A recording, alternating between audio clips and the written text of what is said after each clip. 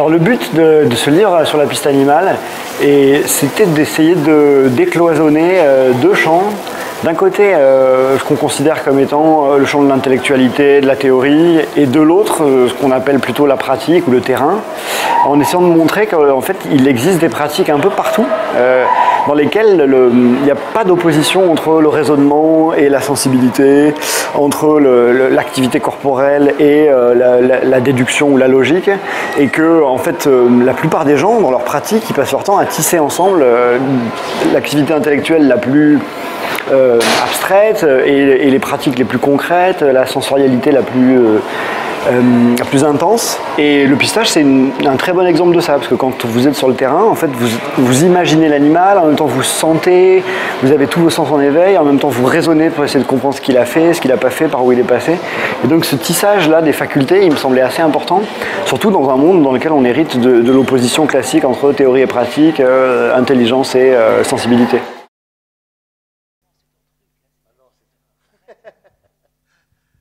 Bon, Baptiste Morisot, je ne sais pas si vous le connaissez, pour moi un philosophe du vivant, certainement le plus intéressant, un des plus jeunes, le plus brillant de sa génération, à mon sens en tout cas.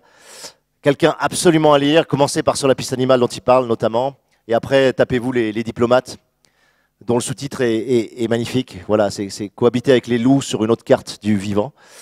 Donc, Baptiste Morisot, moi, ça a été une rencontre très forte, comme Corinne aussi. Ça fait partie des très belles rencontres que j'ai eues ces 2 dernières années.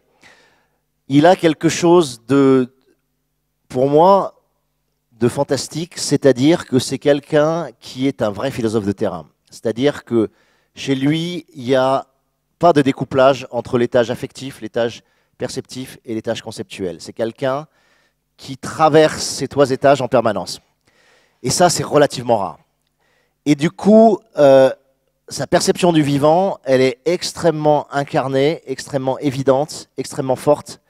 Et il te la communique. Il te la communique dans ses livres, mais il te la communique aussi quand tu pistes avec lui. Moi, j'ai eu la chance de faire du pistage de loup avec lui. Et ce qui est fantastique, c'est vraiment une après-midi qui m'a changé. Après, j'en ai fait d'autres avec lui, mais notamment une après-midi comme ça, le long du Jabron, dans le Verdon avec lui. Et ce qui m'avait fasciné, c'est que, voilà, on remontait cette rivière, on cherchait des traces, on a fini par voir des traces de loup, et on a commencé à remonter et à suivre ces traces de loup.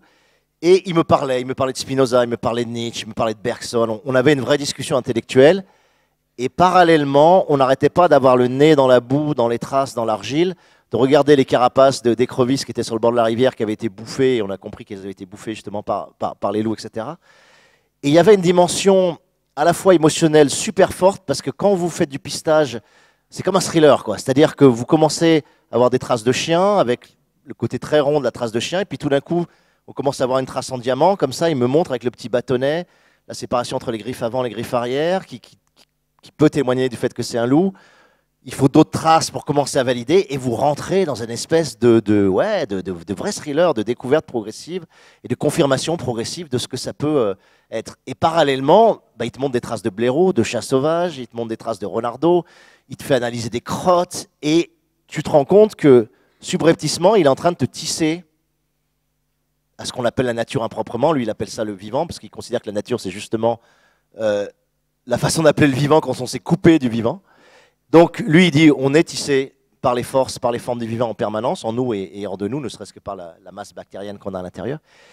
Et tout d'un coup, tu te rends compte, par la façon dont il te fait dépecer les crottes, dont il te fait regarder les traces, dont il te fait aller dans l'eau pour voir justement que l'animal a été jusqu'à l'intérieur de l'eau pour mettre ses pattes, ça veut dire qu'il a été boire, etc.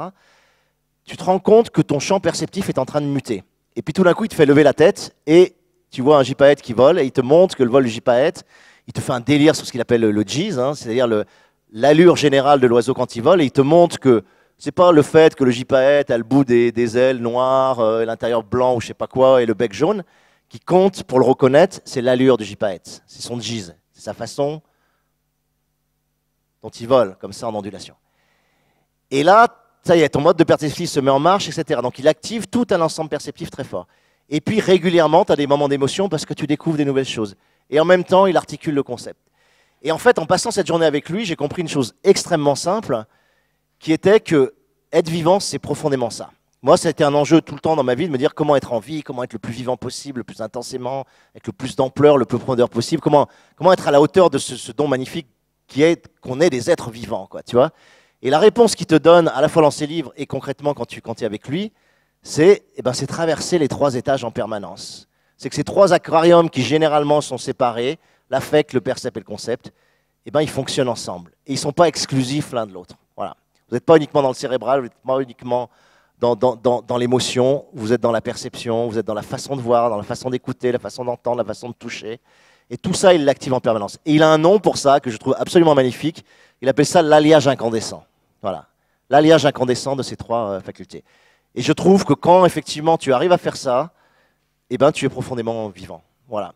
Et c'est marrant parce que moi, les premiers moments où j'ai éprouvé ça, paradoxalement, ça a été quand je me suis mis vraiment à écrire.